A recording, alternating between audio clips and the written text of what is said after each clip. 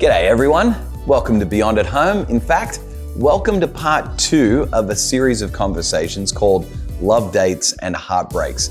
My name's Jason and I'm going to be with you for the conversation today, and I want us to start off by just recognizing a simple truth about relationships. When it comes to relationships, they are complex and they are nuanced, especially romantic relationships. But here's something that I know to be true about you. You want to have long-lasting love. We all do. Doesn't matter how old you are or young you are. Doesn't matter if you're a guy or a girl. Doesn't matter if you're gay or straight or whether you're married or single. It really doesn't matter. We all want to be loved and accepted in a long-lasting relationship.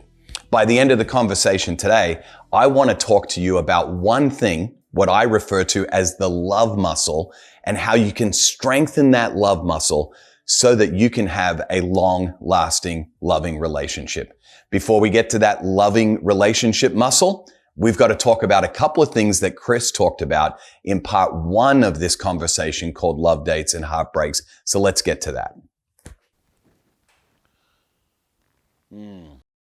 Couple of myths that Chris introduced us to last week that I think are incredibly important to understand about relationships. Myth number 1, the right person myth.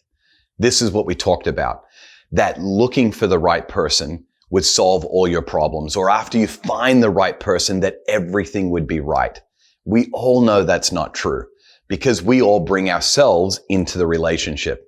My wife and I, Kristen, we've been married for nearly 22 years. I'm convinced she was the right person, but it didn't make everything all right because I wasn't all right. Rather than just focusing on finding the right person, Chris reminded us it's actually more important to work on becoming the right person. We're going to dive into more detail about that in just a moment. But he also introduced us to myth number 2. The promise myth. The fact that a promise replaces preparation is a complete myth. Just because 2 people stand in front of their loved ones with a beautiful dress on or a really sharp-looking tux on a gorgeous day outside and make a promise doesn't mean they'll be able to fulfill that promise. All it does is mean that they're accountable to the promise, even though they're not capable of fulfilling the promise. The reality is we all know that no matter what we promise without preparation, we can't fulfill it. Our Aussie athletes are about to head out to the Olympics in Japan. And even though many of them have promised to bring back gold, their promise doesn't mean they're going to fulfill it. We all know that the athletes have to prepare so that they can perform and eventually fulfill the promise of bringing home the gold, which, by the way, I hope they all actually do. The same is true in relationships. It's preparation that allows us to fulfill the promise, not the promise itself. So what does it look like in relationships to both prepare your muscle for love and be able to actually become the right person that we all want to be in relationships? Are we live? Yeah, we are live. So you're watching this video and you probably have assumed because it comes from a church, at some point in the conversation, Jesus or the Bible is going to come up. Well, this is the point in the conversation. See, Jesus, I think, had a lot to say about love.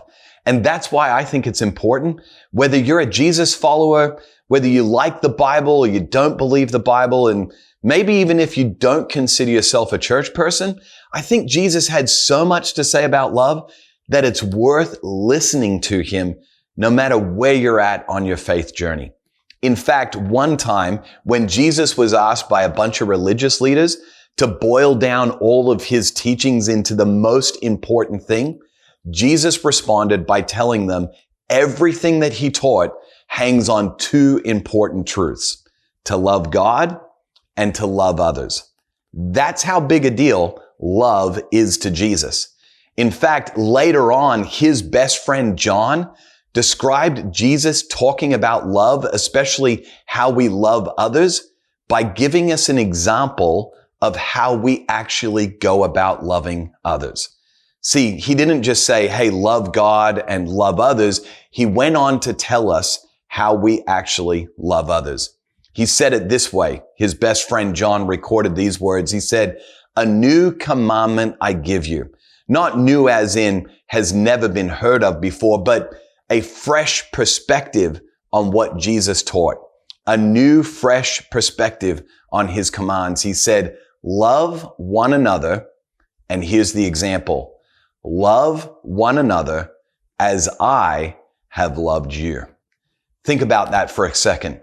The example that Jesus gave on how to love other people was how he loved us, how he loved you, how he loved me. When I think of that, it reminds me of a description of how much Jesus loves us. The description is written by one of the first century followers of Jesus, a guy named Paul. He described Jesus' love in this way.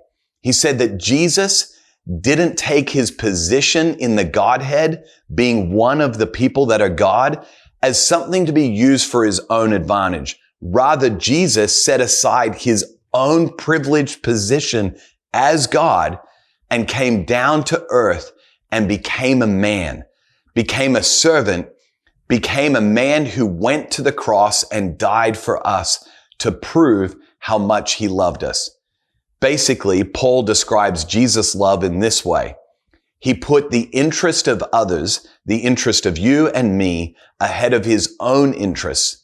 Rather than using his position for his own advantage, he used it for our advantage, sacrificed himself. And that's how much he loved us.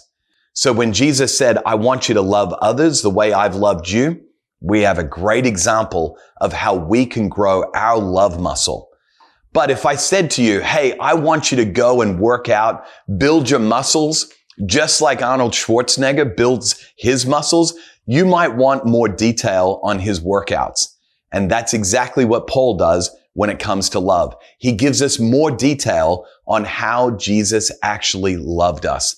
And I want to share with you the detail he gave in a letter he wrote to a group of Christians, a group of Jesus followers living in a city called Corinth, a first century city in the Empire of Rome.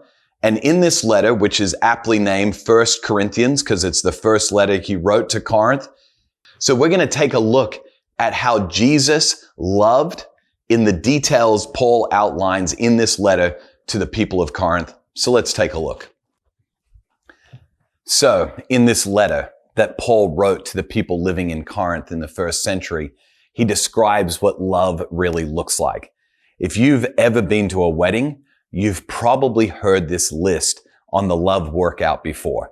So even if you're not a Bible person, it may be familiar to us, but don't allow the familiarity to cause you not to see the importance of growing your love muscle.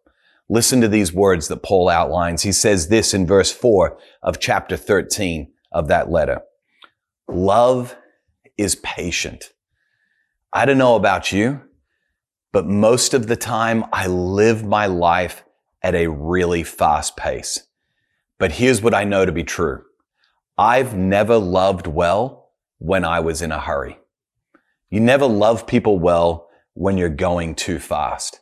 And that's why I think Paul starts with this idea that love is patient.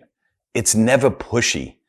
I like what the author and speaker Mike Todd says. He says that Jesus walked at a pace of grace.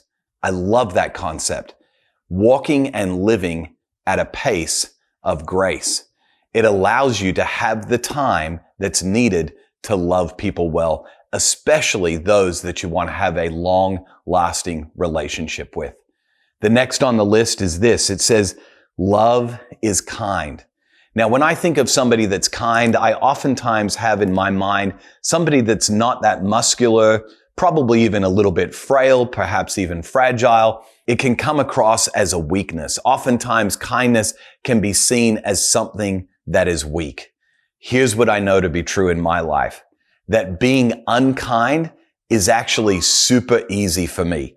I don't have to flex in order to be unkind. It comes naturally to me. But being kind is something I have to flex in order to do.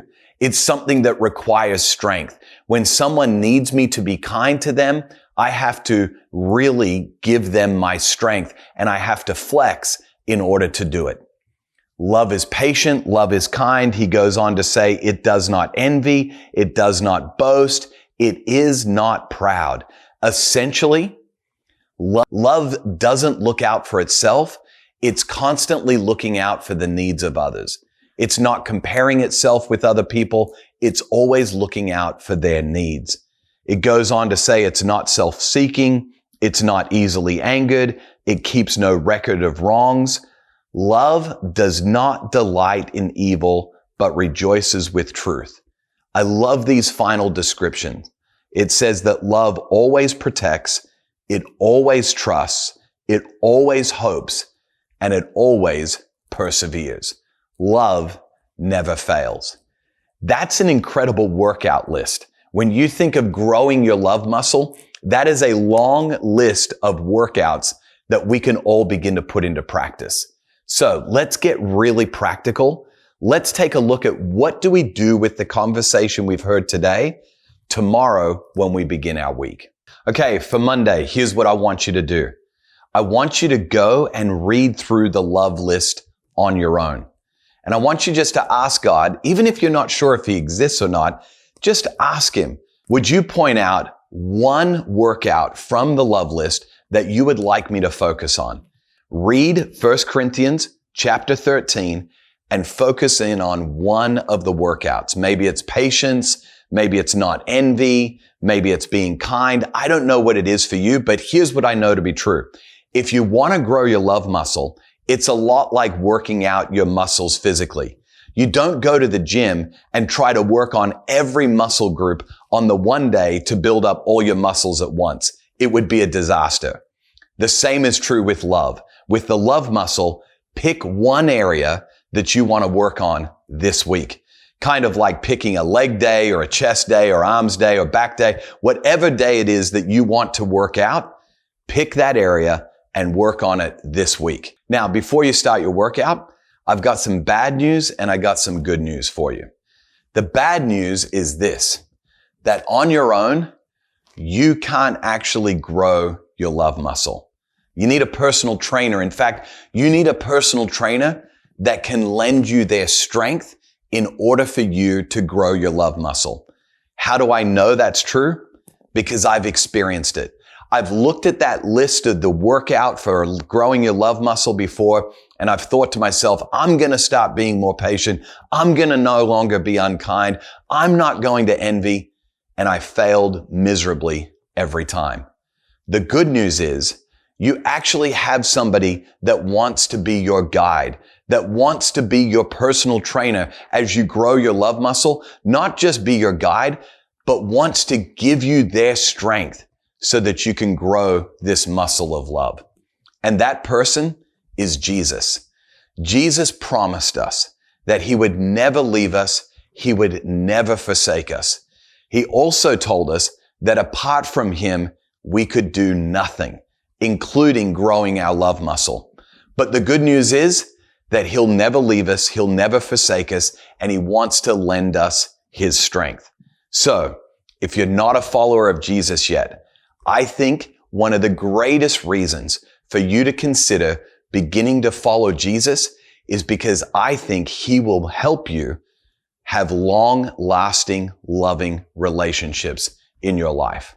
If you're already a follower of Jesus, now's the time to lean in as you begin to grow your love muscle.